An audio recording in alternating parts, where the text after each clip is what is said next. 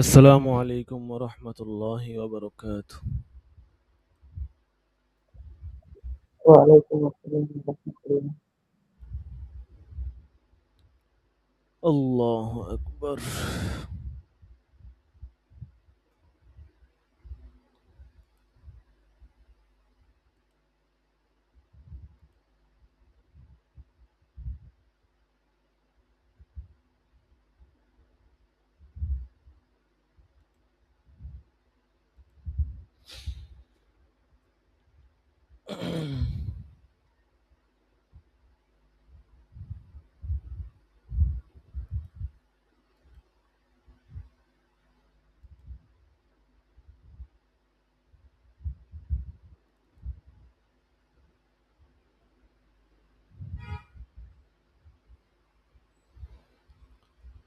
আচ্ছা দেখেন,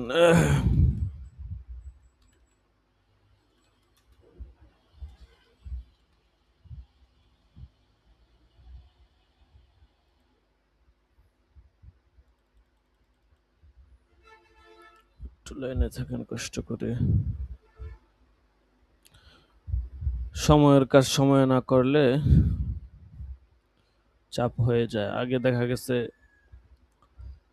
যখন এক জামাত ছিল তখন আমরা খেলায় খেলায় কাজ করতাম। আজকের কাজ মনে করেন ২ দিন ৩ দিন পরে করতাম। আর এখন অবস্থাটা এমন হয়েছে সময়ের কাজ সময়ে করতে হয়। ভিডিওগুলো যে আমরা আপলোড দেই, প্রতিদিন ৩টা ৪টা করে ভিডিও আপলোড দিতে হয়, মাঝে মধ্যে ২টা ৩টা পড়ে যায়। তো দেখা গেছে সময়ে সময়ে আপলোড দিতে হয়।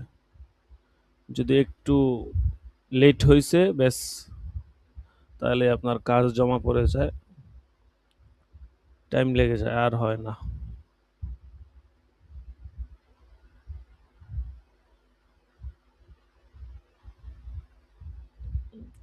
তো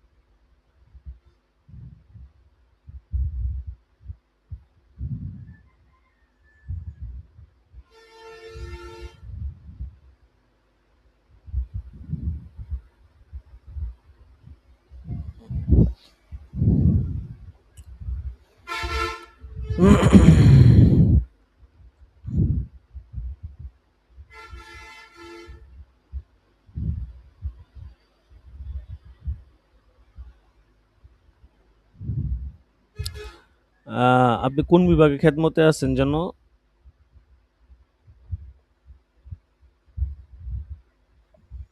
কিন্তু আমি নুরানিতে পড়াই আছি। আচ্ছা আচ্ছা। নুরানি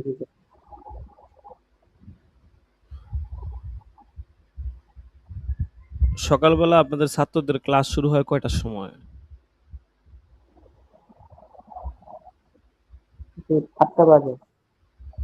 ও, আমাকে যেতে হয়। বুঝতে পারছি। অনাবাসিক মনে হয় ছাত্ররা, না? জি জি, রওনাবাসী।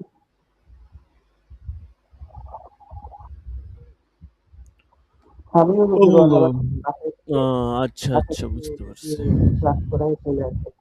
সকালে এবং বিকেলে ২ বেলা। ও, আচ্ছা। আচ্ছা দেখেন, শুরু করে দেই। দেখেন,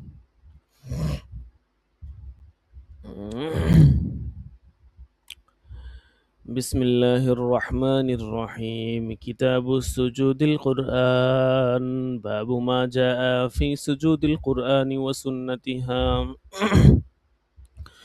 وبه قال حدثنا محمد بن بشار قال حدثنا غندر قال حدثنا شعبة عن أبي إسحاق قال سمعت الأسود عن عبد الله رضي الله عنه قال قرأ النبي صلى الله عليه وسلم النجم بمكة فسجد فيها وسجد من معه غير شيخ أخذ كفا من حصى أو تراب فرفعه إلى جبهته وقال يكفيني هذا فرأيته بعد ذلك قتل كافرا.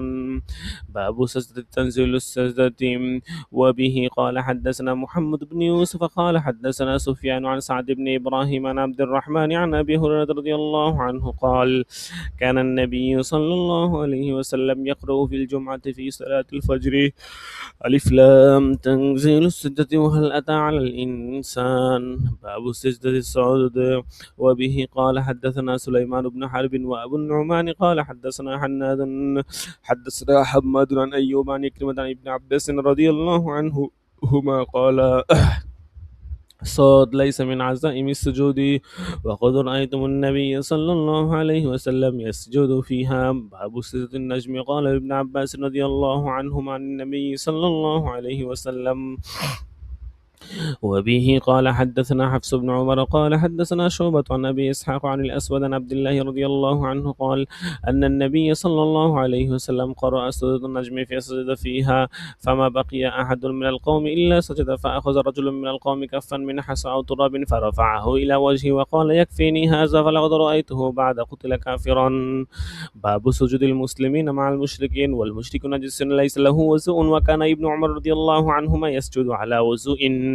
وبه قال حدثنا مسدد قال حدثنا عبد الوارث قال حدثنا أيوب عن كلمة عن ابن عباس رضي الله عنهما أن النبي صلى الله عليه وسلم سجد بالنجم وسجد معه المسلمون والمشركون والجن والإنس. ورواه ابن طه معنى عن أيوب باب من قرأ السجدة ولم يسجد.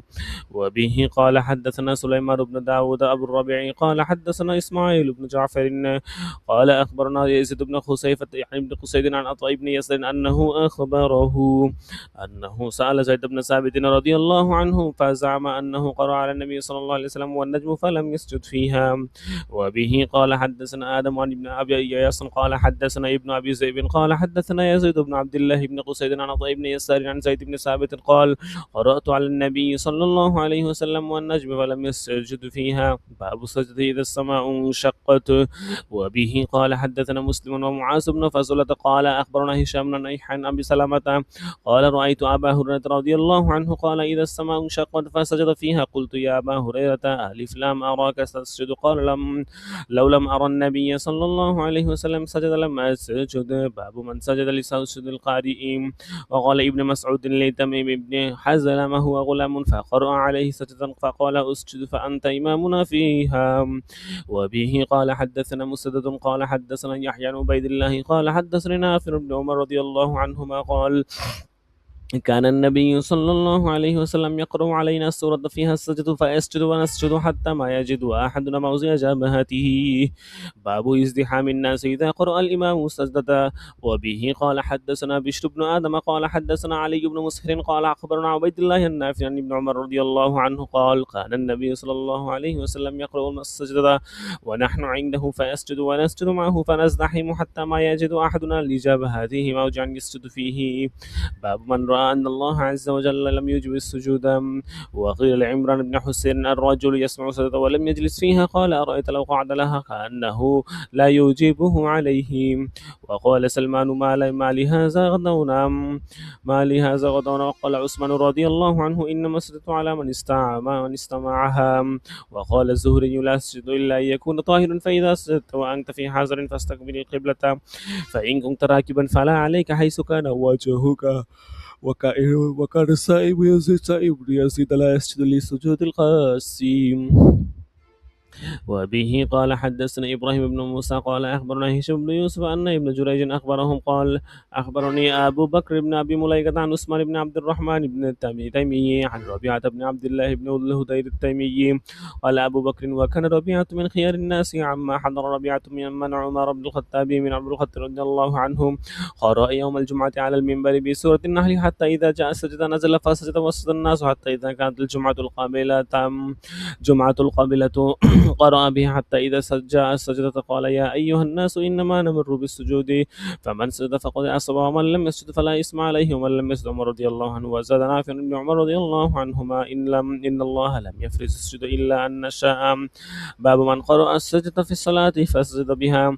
وبه قال حدثنا مسدد قال حدثنا معتمر قال سمعت أبي قال حدثني بكر عن أبي رافع قال صليت مع أبي هريرة العتمة فقرأ إذا السماء انشقت فسجد فقلت ما هذه قال سجدت بها خلف أبي القاسم صلى الله عليه وسلم فلا أزال أسجد فيها حتى ألقاه. باب من لم يجد موضع السجود من الزحام. وبه قال حدثنا صدقة قال أخبرنا يحيى بن عبيد الله عن نافع بن عمر رضي الله عنهما قال كان النبي صلى الله عليه وسلم يقرأ السورة التي فيها السجدة فيسجد ونسجد حتى ما يجد أحدنا مكانا لموسع جبهته. بسم الله الرحمن الرحيم. كتاب تقصير الصلاة. باب ما جاء في التقصير وكم يقيم حتى يقصر. وبه قال حدثنا موسى بن إسماعيل قال حدثنا أبو عوانة عن عاصم وحسين عن عكرمة عن ابن عباس رضي الله عنهما قال أقام النبي صلى الله عليه وسلم 19 يقصر فنحن إذا سافرنا 19 قصرنا وإن زدنا أتممنا. وبه قال حدثنا أبو معمر قال حدثنا عبد الوارث قال حدثنا يحيى بن أبي إسحاق قال سمعت أنسا يقول خرجنا مع النبي صلى الله عليه وسلم من المدينة إلى مكة فكان يصلي ركعتين حتى رجعنا إلى المدينة قلت أقمتم بمكة شيئا قال أقمنا بها 10. باب الصلاة بيمينا. وبه قال حدثنا مسدد قال حدثنا يحيى بن عبيد الله قال أخبرني نافع عن عبد الله رضي الله عنه قال صليت مع النبي صلى الله عليه وسلم بمنى ركعتين وأبي بكر وعمر ومع عثمان صادرا من إمارته ثم أتمها. وبه قال حدثنا أبو الوليد قال حدثنا شعبة أنبانا أبو إسحاق قال سمعت حارث بن وهب قال صلى بنا النبي صلى الله عليه وسلم آمن ما كان بيمينا ركعتين. وبه قال حدثنا قتيبة قال حدثنا عبد الواحد عن الأعمش قال حدثنا إبراهيم قال سمعت عبد الرحمن بن يزيد يقول صلى بنا عثمان بن عفان رضي الله عنه بما 4 ركعات فقيل ذلك لعبد الله بن مسعود رضي الله عنه فاسترجع ثم قال صليت مع رسول الله صلى الله عليه وسلم بمن ركعتين وصليت مع أبي بكر رضي الله عنه بمن ركعتين وصليت مع عمر بن الخطاب رضي الله عنه بمن ركعتين فصليت حزي من 4 ركعات ركعتان مقبلتان. باب كم أقام النبي صلى الله عليه وسلم في حجته. وبه قال حدثنا موسى بن إسماعيل قال حدثنا وهيب قال حدثنا أيوب عن أبي العالية البراء عن ابن عباس رضي الله عنهما قال قادم النبي صلى الله عليه وسلم وأصحابه لصبح رابعة يلبون بالحج فأمرهم أن يجعلوها عمرة لله أن من معه الحج يتابعه عطاء عن جابر. باب في كم يقصر الصلاة. وسمى النبي صلى الله عليه وسلم يوما وليلة سفرا. وكان ابن عمر وابن عباس رضي الله عنهم يقصران ويفطران في 4 برود وهي 16 فرسخا. وبه قال حدثنا إسحاق بن إبراهيم الحنزلي قال قلت لأبي أسامة حدثكم عن عبد الله عن نافع بن عمر رضي الله عنهما أن النبي صلى الله عليه وسلم قال لا تسافر المرأة 3 أيام إلا مع ذي محرم. وبه قال حدثنا مسدد قال حدثنا يحيى بن عبيد الله عن نافع بن عمر رضي الله عنهما قال عن النبي صلى الله عليه وسلم قال لا تسافر المرأة 3 إلا مع ذي محرم. تابعه أحمد عن ابن المبارك عن عبيد الله عن نافع بن عمر عن النبي صلى الله عليه وسلم. وبه قال حدثنا آدم قال حدثنا ابن أبي ذئب قال حدثنا سعيد المقبري عن أبيه عن أبي هريرة رضي الله عنهما قال قال النبي صلى الله عليه وسلم لا يحل امرأة تؤمن بالله واليوم الآخر أن تسافر مسيرة يوم وليلة وليس معها حرمة. تعبه يحيى بن أبي كثير وسهيل بن مالك عن المقبري عن أبي هريرة رضي الله عنه. باب يقصر إذا خرج من موضعه. وخرج علي رضي الله عنه فقصر وهو يرى البيوت فلما رجع قيل له هذه الكوفة قال لا حتى ندخلها. وبه قال حدثنا أبو نعيم قال حدثنا سفيان عن محمد بن المنكدر وإبراهيم بن ميسرة عن أنس رضي الله عنه قال صليت الظهر مع النبي صلى الله عليه وسلم بالمدينة 4 وبذي الحليفة 2 ركعتين. وبه قال حدثنا عبد الله بن محمد قال حدثنا سفيان عن الزهري عن عن عائشة رضي الله عنها قالت الصلاة أول ما فرضت ركعتين فأقرت صلاة السفر وأتم صلاة الحضر. قال الزهري: فقلت لعروة: ما بال عائشة تتم؟ فقالت: تأولت ما تأول عثمان. باب يصلي المغارب ثلاثا في السفر. وبه قال حدثنا أبو اليمان قال أخبرنا شعيب عن الزهري قال أخبرني سالم عن عبد الله بن عمر رضي الله عنهما قال: رأيت رسول الله صلى الله عليه وسلم إذا أعجله السير في السفر يؤخر المغرب حتى يجمع بينهما وبين العشاء. قال سالم: وكان عبد الله يفعله إذا عجله السير. وبه زاد الليث قال حدثني يونس عن ابن شهاب قال سالم: كان ابن عمر رضي الله عنهما يجمع بين المغرب والعشاء بالمزدلفة. قال سالم: وأخر ابن عمر المغرب وكان استصرخ على امرأته صافية بنت أبي عبيد فقلت له: الصلاة؟ فقال: سر. فقلت: الصلاة؟ فقال: سر حتى سار ميلين أو ثلاثة ثم نزل فصلى ثم قال: هكذا رأيت النبي صلى الله عليه وسلم يصلي إذا أعجله السير. وقال عبد الله: رأيت النبي صلى الله عليه وسلم إذا أعجله السير يأخذ المغرب فيصليها ثلاثا ثم يسلم ثم قل ما يلبس حتى يقيم العشاء فيصليها ركعتين ثم يسلم ولا يسبح بعد العشاء حتى يقوم من جوف الليل. باب صلاة التطوع على الدواب وحيث وتوجهت به.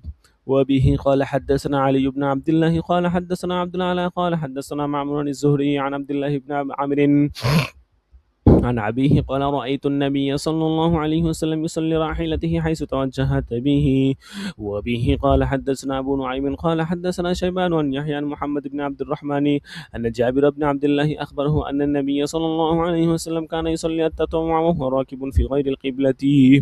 وبه قال حدثنا عبد الأعلى بن حماد قال حدثنا وهيب قال حدثنا موسى بن عقبة عن نافع قال: كان ابن عمر رضي الله عنهما يصلي على راحلته ويوتر عليها ويخبر أن النبي صلى الله عليه وسلم كان يفعله. باب الإيماء على الدابة. وبه قال حدثنا موسى قال حدثنا عبد العزيز بن مسلم قال حدثنا عبد الله بن دينار قال: كان عبد الله بن عمر رضي الله عنهما يصلى في السفر على راحلته أينما توجهت يؤمئ. وذكر عبد الله أن النبي صلى الله عليه وسلم كان يفعله. باب ينزل للمكتوبة. وبه قال حدثنا يحيى بن بكير قال حدثنا الليث عن قيل بن شهاب عن عبد الله بن عامر بن ربيعة أن عامر بن ربيعة أخبره قال: رأيت رسول الله صلى الله عليه وسلم وهو على الراحلة يسبح يؤمي برأسه قبل أي وجه توجه. ولم يكن رسول الله صلى الله عليه وسلم يصنع ذلك في الصلاة المكتوبة. وقال الليث حدثني يونس عن ابن شهاب قال سالم: كان عبد الله يصلي على دابة من دابته من الليل وهو مسافر ما يبالي حيث ما كان وجهه. قال ابن عمر: وكان رسول الله صلى الله عليه وسلم يسبح على الراحلة قبل أي وجه توجه ويوتر عليها وغير أنه لا يصلي عليها المكتوبة.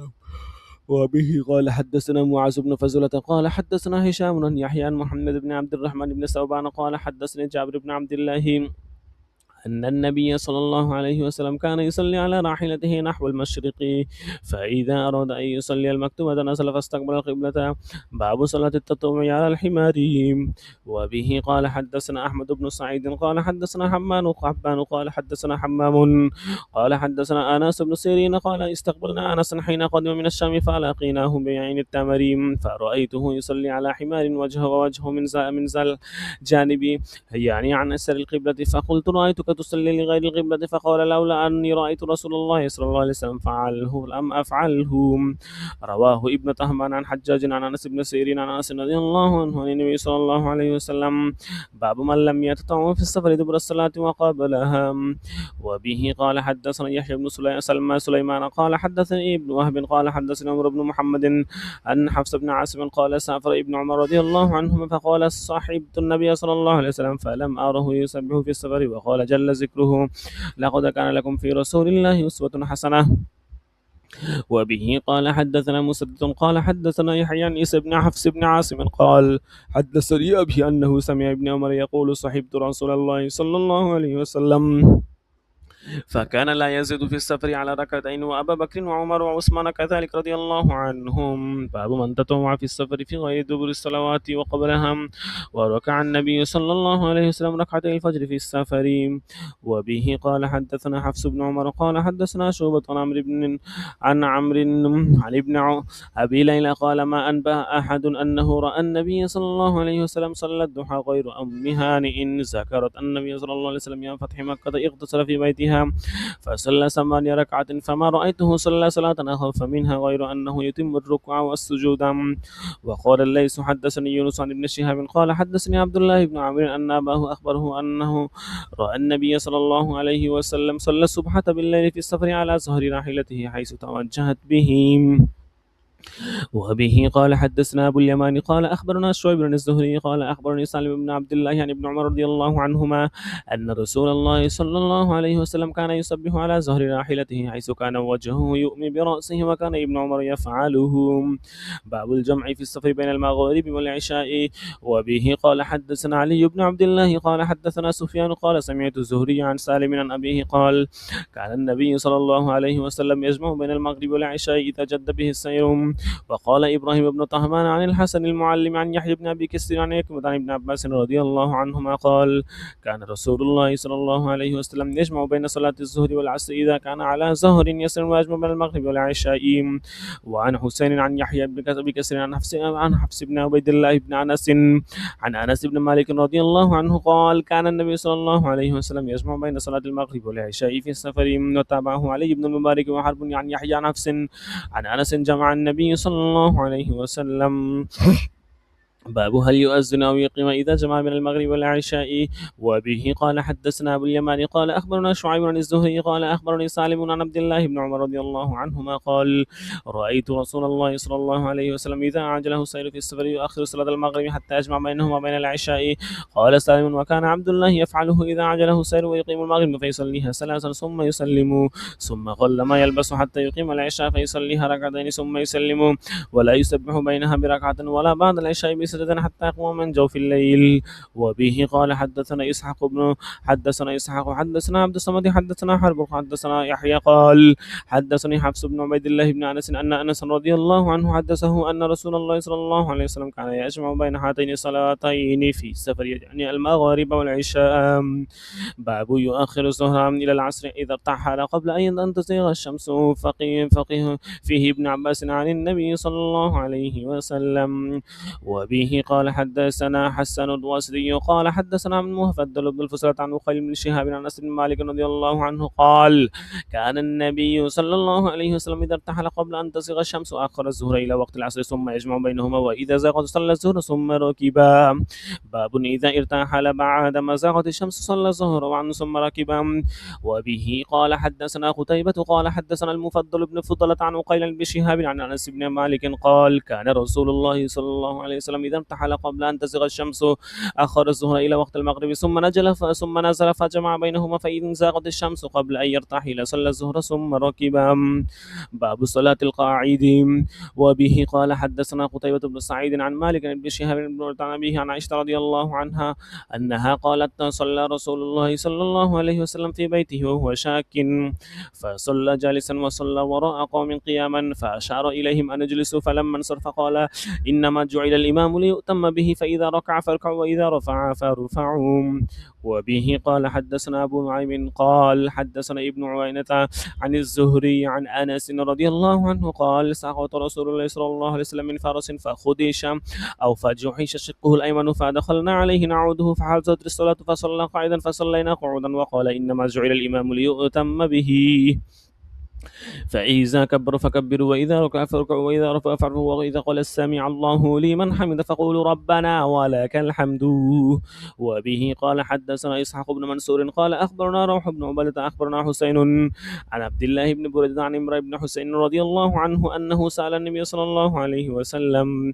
وأخبرنا إسحاق قال أخبرنا عبد الصمد قال سمعت أبي قال حدثنا الحسين عن ابن بريدة قال حدثنا عمرو بن حسين وكان مبسورا قال سألت رسول الله صلى الله عليه وسلم عن صلاة الرجل قاعدا فقال إن صلى قائما فهو أفضل ومن صلى قاعدا فهو نصف أجر القائم ومن صلى نائما فله نصف أجر القاعد. باب صلاة القاعد بالإيماء. وبه قال حدثنا أبو معمر قال حدثنا عبد الوارث قال حدثنا حسين المعلم عن عبد الله بن بريدة أن عمرو بن حسين وكان رجلا مبصرا. وقال أبو معمر مرة كان عمران قال سألت النبي صلى الله عليه وسلم عن صلاة الرجل وهو قاعد فقال من صلى قائما فهو أفضل، ومن صلى قاعدا فله نصف أجر القائم، ومن صلى نائما فله نصف أجر القاعد. قال أبو عبد الله نائما عندي مضطجعا ها هنا. باب إذا لم يطق قاعدا صلى على جنب.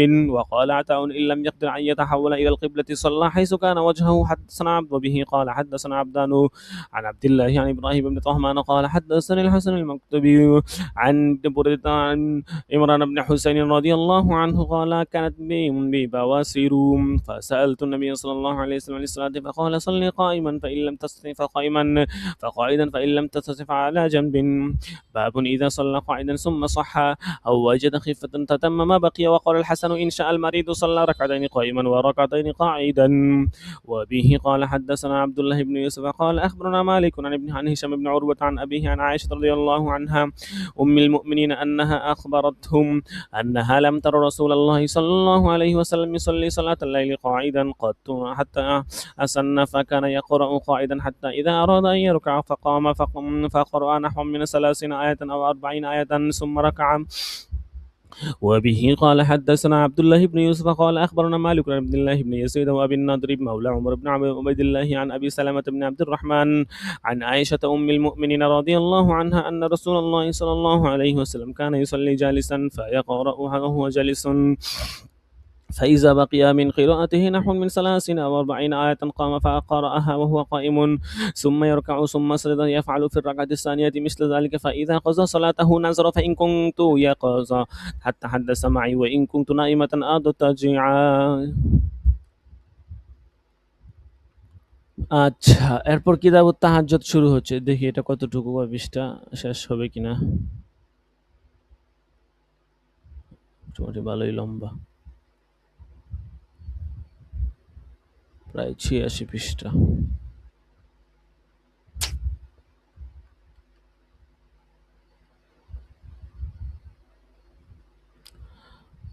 আচ্ছা, কিতাবুত তাহাজ্জুদ পর্যন্ত থাকুক, যেহেতু আমাদের আরো কয়েকটা কিতাব আছে, এগুলো একটু একটু শুরু করা লাগবে। যেহেতু কুরবানির আগে একটা ছোটখাটো পরীক্ষাও আছে, তো এই জন্য এ পর্যন্ত থাকুক। ইনশাল্লাহ শনিবার দিন আমরা কিতাবুত তাহাজ্জুদ প্রায় 86 নম্বর পৃষ্ঠা পর্যন্ত ইনশাল্লাহ শনিবার দিন পড়ে ফেলবো। আপনাদের সবক তো দাওরার সবক তো একটু আধটু বেশিই হয়, এই জন্য আপনাদের পরীক্ষার ডেটটাও একটু পিছিয়ে দেওয়া হয়েছে। আল্লাহু আকবার। আপনাদের এখানে আপনাদের জন্য স্পেশাল কিছু নিয়ম দাওরা ক্লাস, যেমন হচ্ছে যে অন্যান্য ক্লাসে স্ক্রিন শেয়ার করা হয়, কিন্তু ছাত্রদেরকে বলা হয় স্ক্রিনের উপর ডিপেন্ড করতে না। মানে আমরা ফোনে স্ক্রিন শেয়ার করে দেই, কিন্তু স্ক্রিনের উপর ডিপেন্ড করতে না করি। এজন্য কোনো শিক্ষার্থী কখনো বলতে পারে না হুজুর স্ক্রিনে তো পড়া দেখতে পারতেছি না, কারণ এটা বলে দেই যে স্ক্রিনের উপর ডিপেন্ড করা যাবে না। স্ক্রিনে পড়া থাকতেও পারে, নাও থাকতে পারে, তবে স্ক্রিন শেয়ার করা হবে। এখান থেকে যদি ধরতে পারা যায় তো ভালো, ঠিক আছে। অনেক সময় একটু এদিক সেদিক হবে, স্ক্রিন অনুযায়ী আমরা পড়াই, কিন্তু অনেক সময় একটু এদিক সেদিক হয়ে যায়, এটা বাধ্যবাধকতা কিছু নয়। তো আপনাদের দাওরা ক্লাসের জন্য এটা অবশ্যই বাধ্যবাধকতাই, ঠিক আছে। স্ক্রিন দেখে যদি পড়া হয়, এই জন্য এটা একটু জরুরি আর কি। পাশাপাশি আমাদের একটা প্ল্যান আছে, ছোটোখাটো যতটুকুই করেছি। ইতিপূর্বে আমাদের এখান থেকে অনেকেই দাওরা মাদ্রাসায় ব্যক্তিগতভাবে দিয়েছিলেন, তাদেরকে আমরা হচ্ছে যে তাদের সাথে যোগাযোগ করেছি, তাদেরকেও বলেছি যে আমরা তো প্রাতিষ্ঠানিকভাবে এই বছর থেকে শুরু করেছি, কারণ দাওরাটা আসলে করা এটা খুবই একটা কঠিন কাজ। আর একটা ক্লাস একবার খুললে এটা অফ করে দিলে চলে না, শুরু করতে রানিং থাকা লাগে। তো একবার চালু হয়ে গেলে পরে হচ্ছে সহজ। যেমন মেশকাতে এই বছর প্রায় আলহামদুলিল্লাহ অনেক ভালো শিক্ষার্থী আছে, তো সামনে বছর তারা দাওরা পড়লে দেখবেন যে এটা জম্মে গাফির হয়ে যাবে আর কি। মোটামুটি 20-25 জনের একটা এরকম বড় জামাত আশা করি অবশ্যই হয়ে যাবে। তো প্রথম একটু কষ্ট হয়, আর যারা শুরুর দিকে থাকে তাদের ত্যাগ শ্রম এগুলাও খুব বেশি হয়, ঠিক আছে। আপনারা অনেক শ্রম দিচ্ছেন, আগ্রহ দেখাচ্ছেন। এটাই অনেক বড় কিছু। আমি এটা দেখেছি যে যদি আল্লাহ তাআলা কোনো ব্যক্তি যদি কাজ করার ইচ্ছা করে, আল্লাহ তাআলা এমন কিছু ব্যক্তি মিলায়া দেয় যাদের দ্বারা দিনের উন্নতি হয়। যখন আমরা শুরুতে কাজ করেছিলাম, একদম শুরুতে ২০২১-২২ সালে, তখন তো আমাদের কিছুই ছিল না, একদম রিক্ত হস্ত। তখনও এমন কিছু ব্যক্তিবর্গকে পেয়েছি যারা খুবই আন্তরিক ছিল, খুবই আন্তরিক, এবং তারা এখনো পর্যন্ত প্রতিষ্ঠানের জন্য অনেক আন্তরিক লেগে আছে। তো এরকম আর কি, যে আসলে এটাই সবচেয়ে বড় কথা হচ্ছে কি, যে আসলে কখনো আপনার মানে আল্লাহ তাআলা কখনো বাহ্যিক রূপ দেখে না। হাদিসে পড়ছেন না? আল্লাহ তাআলা মানুষের কলব দেখেন, ঠিক আছে? ওয়ালাকিন্নাল্লাহা ইয়ানজুরু ইলা সুওয়ারিকুম ওয়া আ'মালিকুম, ঠিক আছে? আল্লাহ তাআলা মানুষের কলবের অবস্থা দেখেন, তার আমল দেখেন, ঠিক আছে? তো এইজন্য কোনো কাজ আল্লাহ তাআলার নিকট গ্রহণযোগ্য হইল, কোনটা গ্রহণযোগ্য হইল না, ওইটা তো আমরা বিচার করতে পারবো না। আমি কখনো বলতে পারবো না যে এটা গ্রহণযোগ্য হইছে, এটা গ্রহণযোগ্য হয় নাই। আমাদের কথা হচ্ছে আমরা কাজ ছোট হোক, বড় হোক, আমল ছোট হোক, বড় হোক, আমরা কাজ চালিয়ে যাব। আল্লাহ তাআলা আপনাকে আমাকে কিয়ামতের মাঠে কোন আমলের কারণে মানে জান্নাত দিয়ে দেয় এটা বলা যায় না। ঠিক আছে? কথার কথা ধরেন, একটা সহজ উদাহরণ দিয়ে বুঝাই। এই যে আমরা দাওরার ক্লাস করতেছি, ঠিক আছে? কেউ আমাদের কোনো বাধ্যবাধকতা নাই। কারণ অন্যান্য কথার কথা ইফতা বিভাগে ধরেন আপনার ২০-২৫ জন শিক্ষার্থী আছে না হইলেও। তো একটা ক্লাসও মিস যাওয়া যায় না, সম্ভব না। কারণ এখানে আপনারা ২ জন, আমি প্রতিদিন বইলা দিলেও আপনারা দেখা গেছে হয়তো বেশি কিছু বলবেন না। কিন্তু ওখানে আপনার তো বলার কোনো চান্স নাই। কারণ এখানে অনেক শিক্ষার্থী আছে, দেখা গেছে তারা অনেক ধরনের কথাবার্তা বলবে। ক্লাস মিস দেওয়া যায় না। তো উদ্দেশ্য হচ্ছে যে আপনার এই যে আমরা ১-২ জন যেটা পড়তেছি, ঠিক আছে? তো দেখা গেছে কথার কথা আপনি আগ্রহ নিয়ে আসতেছেন, ধরতেছেন, ঠিক আছে? মাশাআল্লাহ, ক্লাস আ বা কখনো মিস হয়ে গেলে আ খোঁজখবর নেন। এটা একটা অনেক ভালো দিক, ঠিক আছে? তো এইটা আ কোন কাজটা আল্লাহ তাআলার কাছে কবুল হয়ে যায় সেটা তো বলা যায় না।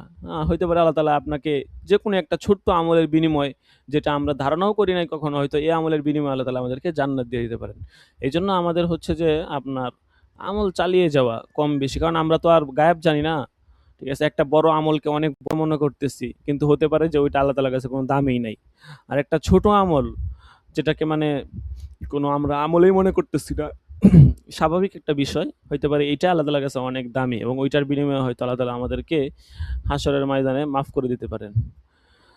আচ্ছা, এইজন্য বাহ্যিক কি আছে না আছে এটা কখনো দেখব না।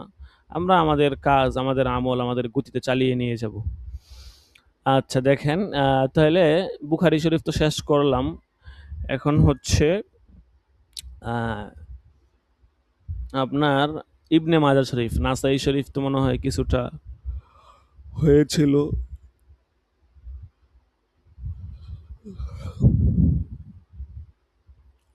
ইবনে মাজাহ। উম আচ্ছা, আপনারা লাইনে থাকেন।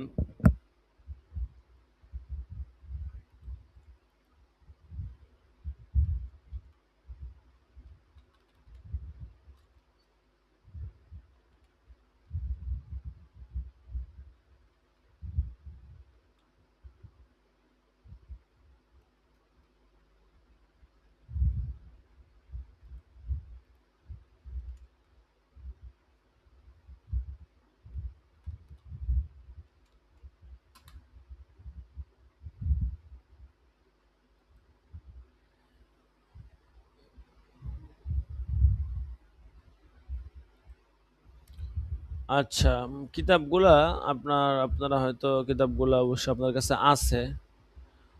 তারপরেও আমি আপনাদেরকে হোয়াটসঅ্যাপ গ্রুপে দেই। যদি আপনার কাছে না থাকে, এখান থেকে অবশ্যই কিতাবগুলো ডাউনলোড করে নেবেন। যেহেতু পরীক্ষা হবে, ঠিক আছে? মিশকাত জামাত, তাফসীর জামাত।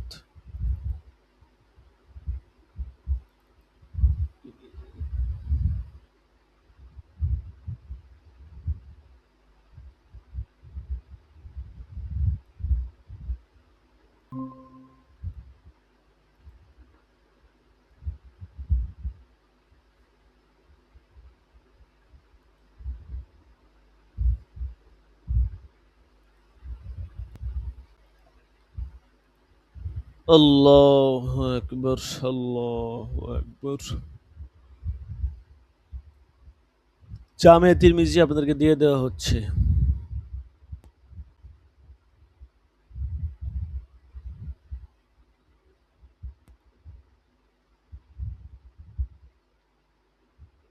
সুনানে নাসাই দিয়ে দিই। কয়েকটা তো দিয়েছিলাম, বাকি যে কটা দেওয়া হয়নি বলে মনে হচ্ছে এগুলো দিয়ে দিচ্ছি। যদি তারপরে কোনটা লাগে বলবেন।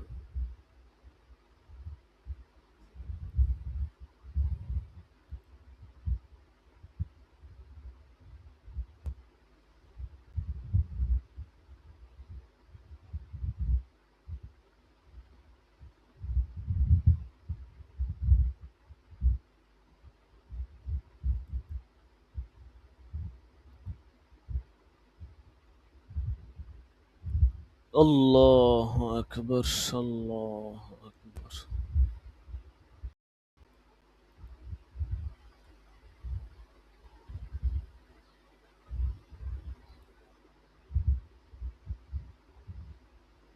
সুনানুন নাসাই।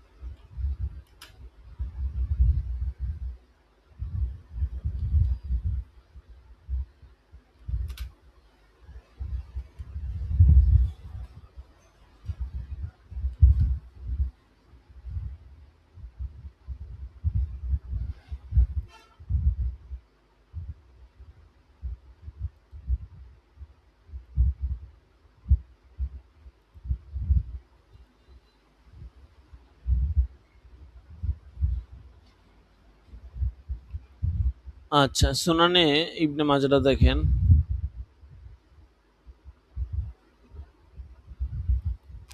ওইটা পাঠিয়ে দিচ্ছি।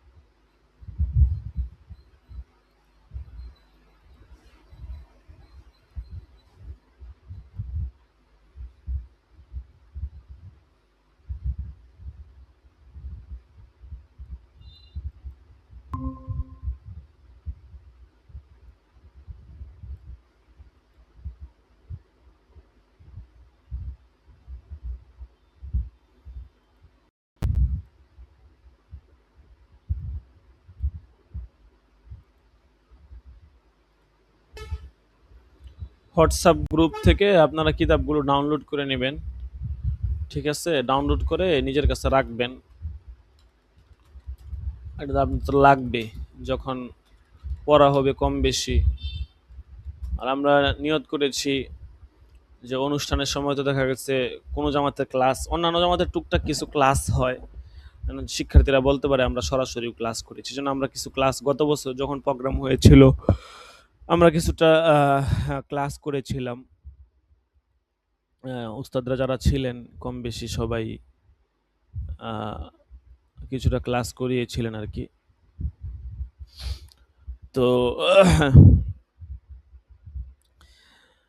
বুখারী শরীফের সবকটা তো আর দেখা, শেষ সবকটা তো দেখা গেছে আমরা পড়লে কেমন দেখা যায়, বা বেশ একটা সুবিধার ভালো দেখা যায় না আর কি।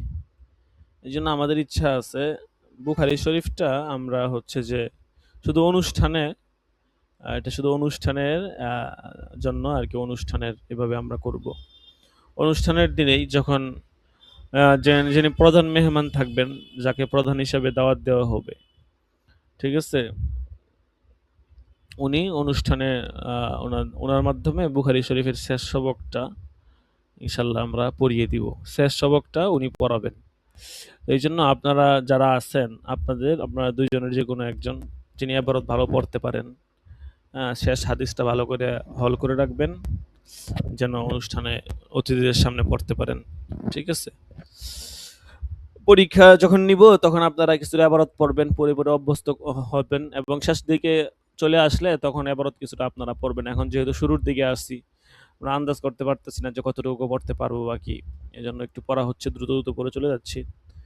সময় আসলে ইনশাল্লাহ আপনারাও প্রস্তুত থাকেন এবারত পড়ার জন্য।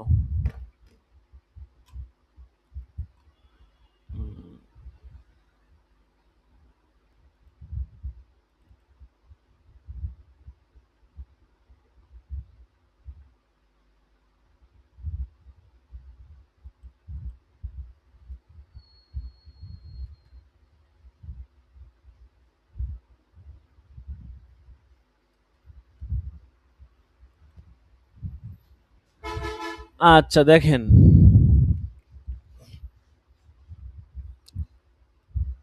আবু আবদুল্লাহ মুহাম্মদ ইবনে ইয়াজিদ ইবনে মাজা আল কাজভিনী রহমতুল্লাহি আলাই, উনি হচ্ছেন এই কিতাব রচনা করেছেন।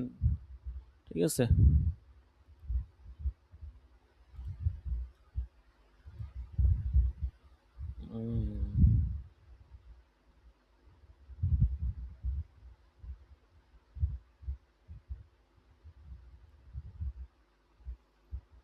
আচ্ছা দেখেন,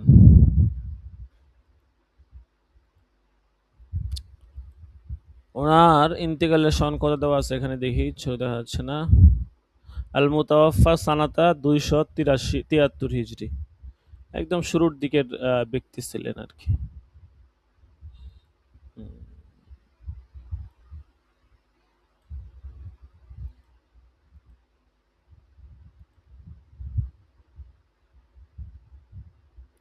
স্ক্রিনটা আরো ছোট করা লাগবে, বেশি বড় হয়ে গেছে।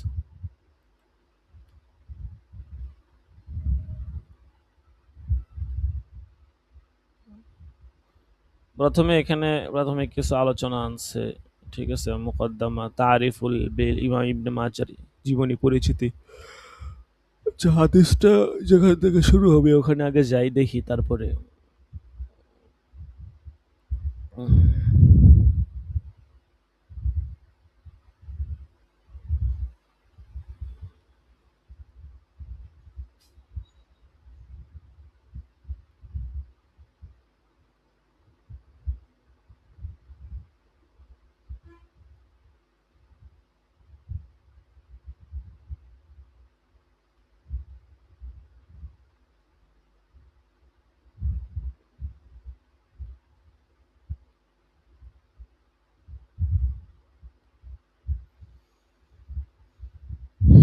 মোটামুটি অনেক লম্বা চূড়া আলোচনা এখানে আছে মুকদ্দমার মধ্যে।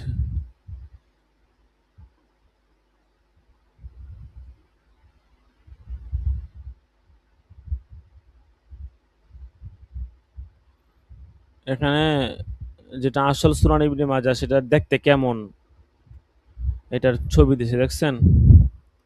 আশা করি আপনারা দেখতেছেন। যেটা আসল সুনান ইবনে মাজাহ, মানে যেটা একদম হচ্ছে যে মুসান্নেফ নিজে রচনা করছেন, ওই সুনান ইবনে মাজাহটা আসলে দেখতে কেমন ওইটার একটা ছবি এখানে দিয়েছে, দেখেন, কিছু পিক দেওয়া আছে এখানে।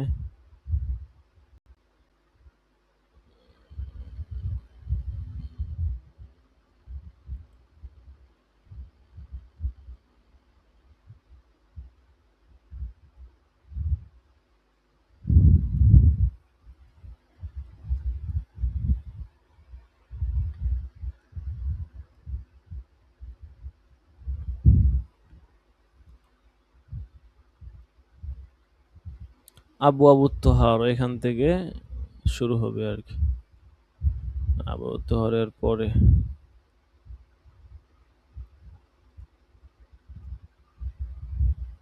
না আরো পরে, এখনো শুরু হয়নি।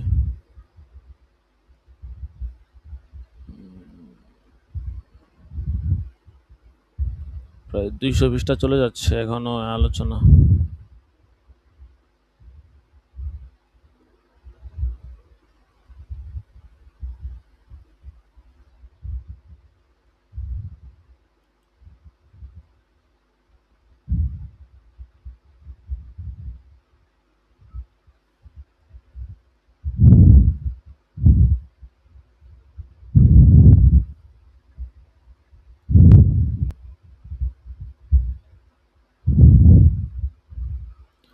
কিতাবু ইত্তেবাই সুন্নতি রাসূলিল্লাহ। ইবনে মাজাহ শরীফ এক আজীবভাবে শুরু হয়েছে। অন্যান্য কিতাবের মধ্যে আপনার হচ্ছে যে মানে দেখা গেছে আপনার কিতাবুত তহারত, কিতাবুল ওযু ইত্যাদি দ্বারা শুরু হয়। আর মুসান্নাফ শুরু করেছেন ইত্তেবায়ে সুন্নত, রাসূলের ভালোবাসা, মহব্বতের অনুসরণের সম্পর্কে।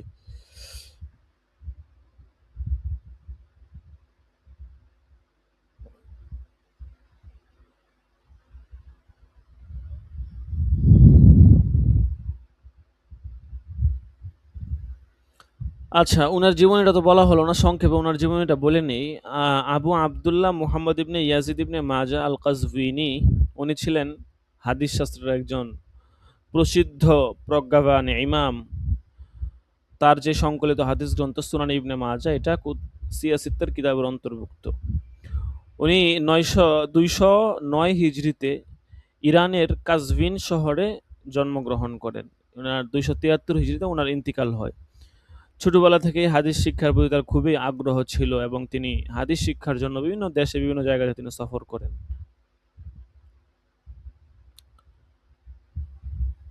উনি যে শহরে ছিলেন সেই শহরের নাম ছিল আপনার মা কসবিনী আর কি, ওই দিক থেকে লক্ষ্য করে তাকে কসবিনী বলা হয়।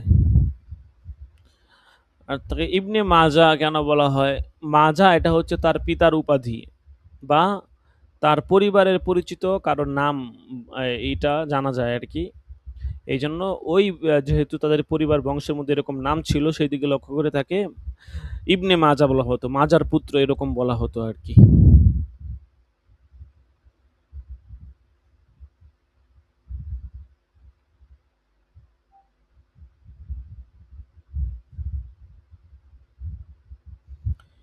এই সুনানে ইবনে মাজাটা, এটার অন্য কিছু বৈশিষ্ট্যের মধ্যে অন্যতম হচ্ছে এটা সিয়াসিত্তার কিতাবের অন্তর্ভুক্ত।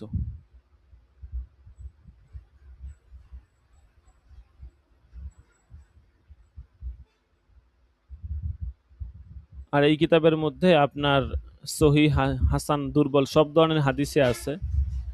ঠিক আছে, দুর্বল রেওয়ায়ত কিছু আছে আর কি। প্রায় 4000-এরও বেশি হাদিস এই কিতাবের মধ্যে আছে।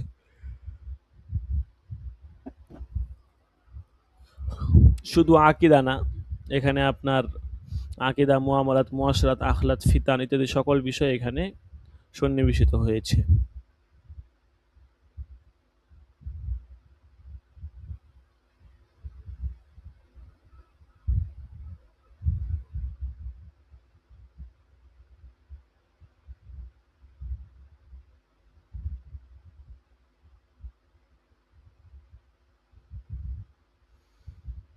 আল্লাহু আকবার।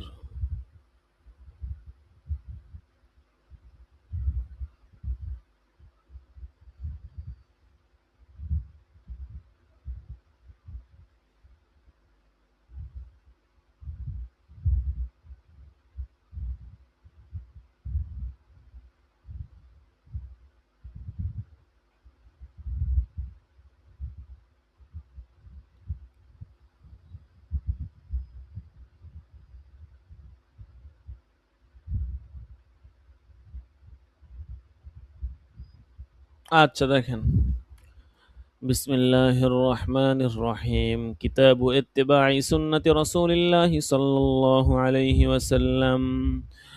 وبه قال حدثنا أبو بكر بن أبي شيبة قال حدثنا شريك عن الأعمش عن أبي صالح عن أبي هريرة رضي الله عنه قال قال رسول الله صلى الله عليه وسلم ما أمرتكم به فخذوه وما نهيتكم عنه فانتهوا.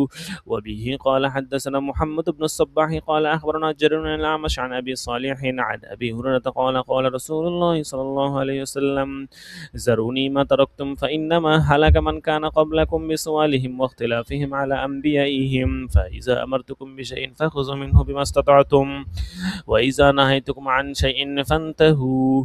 وبه قال حدثنا أبو بكر بن أبي شيبة قال حدثنا أبو معاوية عن واقع عن الأعمش عن أبي صالح عن أبي هريرة رضي الله عنه قال قال رسول الله صلى الله عليه وسلم من أطاعني فقد أطاع الله ومن عصاني فقد عصى الله. এগুলো তো সব প্রসিদ্ধ হাদিস, আপনারা অর্থ কম বেশি সবাই জানেন। মান আনি, যে আমার আনুগত্য করলো, ফাকদ আত আল্লাহ, সে কেমন যেন আল্লাহ তাআলারই আনুগত্য করলো। ওয়ামান আসনি, আর যে আমার অবাধ্যতা করলো, ফাকদ আসল্লাহ, কেমন যেন সে আল্লাহরই অবাধ্যতা করলো। ঠিক আছে, এরপর দেখেন وبه قال حدثنا محمد بن عبد الله بن نمير قال حدثنا زكير بن عدي عن ابن المبارك عن ابن السوقة عن أبي جعفر قال كان ابن عمر إذا سمع من رسول الله صلى الله عليه وسلم حديثا لم يعد ولم يقصر دونه। দেখেন এখানে মুহাম্মদ ইবনে আব্দুল্লাহ ইবনে নুমায়ের থেকে বর্ণিত, আবু জাফর থেকে বর্ণনা করেন যে রাসূল সাল্লাল্লাহু আলাইহি ওয়াসাল্লাম বলেছেন যে, আচ্ছা তিনি বলেন যে ইবনে উমর রাসূল সাল্লাল্লাহু আলাইহি ওয়াসাল্লাম থেকে যখন কোনো হাদিস শুনতেন, লাম ইয়াদু, তিনি ওই হাদিসের মধ্যে কিছু অংশ বৃদ্ধি করতেন না, বাড়াইতেন না।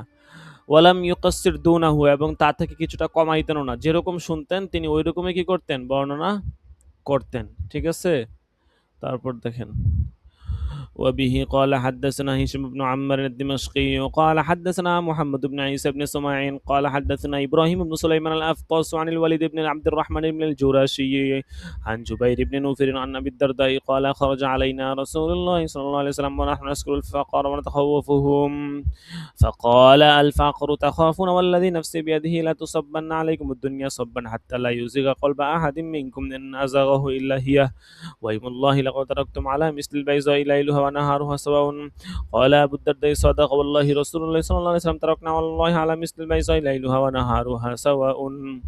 দেখেন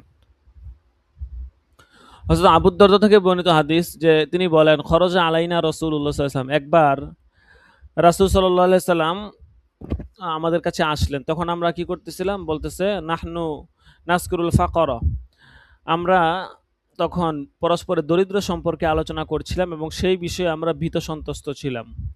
ফাকালা আল ফাখরু তাখাফুন, রাসূল সাল্লাল্লাহু আলাইহি ওয়াসাল্লাম বললেন যে তোমরা কি দরিদ্রকে ভয় করছো? সেই সত্তার কসম যার হাতে আমার প্রাণ, তোমাদের উপর দুনিয়া অবশ্যই প্রভাব বিস্তার করবে, এমনকি তোমাদের অন্তর কেবল দুনিয়ার দিকেই আকৃষ্ট করে ফেলবে। আল্লাহর কসম, আমি তোমাদেরকে পরিচ্ছন্ন অন্তর বিশিষ্ট অবস্থায় রেখে যাচ্ছি। লাকদ তারাকতুকুম, আমি তোমাদেরকে রেখে যাচ্ছি আলা মিসলিল বাইজাই, পরিচ্ছন্ন অন্তর বিশিষ্ট, পরিচ্ছন্নতার উপরে। লাইলুহা ওয়া নাহারুহা সাওয়াউন, যার দিন রাত সমান, মানে উজ্জ্বলতায় সমান, এমন পরিচ্ছন্ন অন্তরে আমি তোমাদেরকে রেখে যাচ্ছি। পরবর্তীতে তোমরা যদি ফিতনায় লিপ্ত হও সেটা তোমাদের বিষয়। ক্বালা আবু দারদা, হাদিস বর্ণনা করে আবু দারদা বলেন আল্লাহর কসম, রাসূল সাল্লাল্লাহু আলাইহি ওয়াসাল্লাম ঠিকই বলেছেন যে তিনি আমাদেরকে পরিচ্ছন্ন অন্তর অবস্থায় রেখে গেছেন, যার দিন রাত উভয়টাই উজ্জ্বলতায় সমান। ঠিক আছে, এরপর দেখেন وبه قال حدثنا محمد بن البشار العبدي قال حدثنا محمد بن جعفر قال حدثنا شعبة عن معاوية بن قرة عن أبيه قال قال رسول الله صلى الله عليه وسلم لا تزال طائفة من أمتي منصورين لا يضرهم من خذلهم حتى تقوم الساعة। রাসূল সাল্লাল্লাহু আলাইহি ওয়াসাল্লাম বলেছেন আমার উম্মতের মাঝ থেকে একদল কিয়ামত পর্যন্ত সর্বদা সাহায্যপ্রাপ্ত হবে, যে তাদের লাঞ্ছিত করতে চায় সে তাদের কোনো ক্ষতি করতে পারবে না। ঠিক আছে, লাঞ্ছিত করতে চাইলেও তাদের কোনো ক্ষতি করতে পারবে না। আচ্ছা দেখেন আর কয়েকটা হাদিস দেখেন, অল্প কয়েকটা হাদিস। وبه قال حدثنا هشام بن عمار حدثنا يحيى بن حمزة قال حدثنا أبو علقمة النضر بن علقمة عن أمير بن الأسود وكسر بن مرة الحضرمي عن أبي هريرة أن رسول الله صلى الله عليه وسلم قال لا تزال طائفة من أمتي قوامة على أمر الله لا يضرها من خالفها। লা তাজালু তাইফাতুন মিন উম্মতি, আমার উম্মতের মধ্যে একটা দল এমন থাকবে যে তারা কওয়ামাতুন আলা আমরিল্লাহ, আল্লাহর বিধানের উপর অবিচল থাকবে। ঠিক আছে, সর্বদা আল্লাহর বিধান মেনে চলবে। লা ইয়াদুররুহা মান খালাফাহা, বিরুদ্ধাচরণকারী তাদের কোনো ক্ষতি করতে পারবে না। অর্থাৎ যারা বিরুদ্ধাচরণ করবে তারা তাদের কোনো ধরনের ক্ষতি করতে পারবে না। লা ইয়াদুররুহা মান খালাফাহা। তারপর দেখেন وبه قال حدثنا هشام بن عمار قال حدثنا الجراح بن مليح قال حدثنا بكر بن زرعة قال سمعت أبا عنبة الخولاني وكان قد صلى القبلتين مع رسول الله صلى الله عليه وسلم قال سمعت رسول الله صلى الله عليه وسلم يقول لا يزال الله يغرس في هذا الدين غرسا يستعملهم في طاعته. আচ্ছা, আবু আইনাব আল খাওলানি তিনি রাসূলের সাথে দুই কেবলার অংশীদারি ছিলেন, অর্থাৎ দুই কেবলাই রাসূলের দিকে সাথে নামাজ পড়েছেন, বাইতুল মাকদিস এবং হচ্ছে সাধারণ যে কেবলা, ঠিক আছে। আচ্ছা,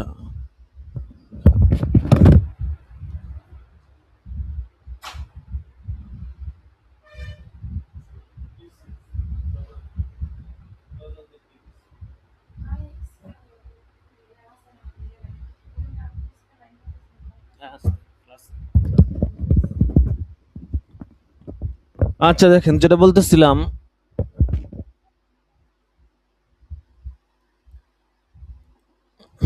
দেখেন,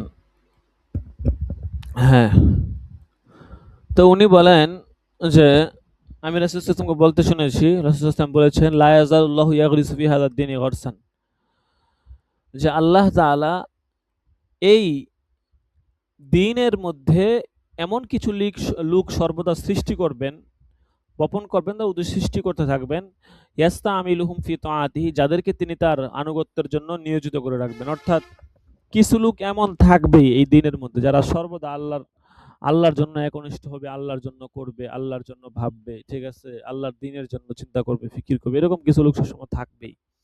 এটা কিন্তু আমরা হাদিস দ্বারাই প্রমাণ পাই। তারপর দেখেন, وبه قال حدثنا يعقوب بن حميد بن كاسب قال حدثنا القاسم بن نافع قال حدثنا الحجاج بن أرطغرل عن عمرو بن شعيب عن أبيه قال قام معاوية خطيبا فقال أين علماؤكم سمعت رسول الله صلى الله عليه وسلم يقول لا تقوم الساعة إلا وطائفة من أمتي ظاهرون على الناس لا يبالون من خذلهم ولا من نصرهم. كان এটা সুয়াইব রাদিয়াল্লাহু বর্ণিত, তিনি বলেন একবার মুআবিয়া খুতবা দেওয়ার জন্য দাঁড়িয়ে বলছিলেন যে তোমাদের উলামা সম্প্রদায়রা কোথায়, তোমাদের উলামা সম্প্রদায় কোথায়। আমি রাসূল সাল্লাল্লাহু আলাইহি ওয়াসাল্লামকে বলতে শুনেছি, তিনি বলেছেন যে কিয়ামত পর্যন্ত আমার উম্মতের মধ্যে একদল লোক সর্বদা লোকদের উপর বিজয়ী থাকবে, লা ইউবালুনা মান খাযালাহুম ওয়ালা মান নাসারাহুম, তারা তাদের লাঞ্ছিতও করতে পারবে না এবং সাহায্যকারীর, অর্থাৎ তাদের লাঞ্ছনাকারী এবং তাদের সাহায্যকারী কোনো পরোয়া করবে না। অর্থাৎ তারা তাদের লাঞ্ছিত হোক অথবা কেউ তাদেরকে সাহায্য করলো কি করলো না, এগুলোর প্রতি তারা কোনো ভ্রুক্ষেপ করবে না, কর্ণপাত করবে না। এরপরে হাদিসটা এরকমই, শুধু অল্প একটু বৃদ্ধি হয়েছে, দেখেন। وبه قال حدثنا هشام بن عمار قال حدثنا محمد بن شعيب قال حدثنا سعيد بن بشير عن قتادة عن أبي قلابة عن أبي أسمع عن ثوبان أن رسول الله صلى الله عليه وسلم قال لا تزال طائفة من أمتي على الحق منصورين لا يضرهم من خالفهم حتى يأتي أمر الله, যতক্ষণ না আল্লাহর নির্দেশ এসে যায়। উদ্দেশ্য হচ্ছে কিয়ামত আর কি।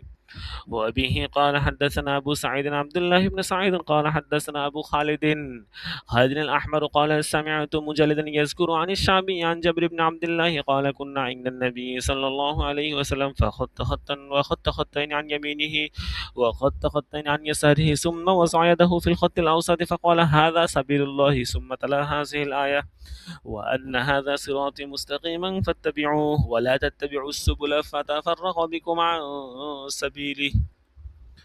দেখেন এখানে এই হাদিসটা আবু সাঈদ আব্দুল্লাহ ইবনে সাঈদ জাবির ইবনে আব্দুল্লাহ থেকে বর্ণিত। তিনি বলেন যে আমরা নবী করিম সাল্লাল্লাহু আলাইহি ওয়াসাল্লামের কাছে উপস্থিত ছিলাম। তিনি প্রথমে একটি সোজা রেখা টানলেন, দাগ টানলেন,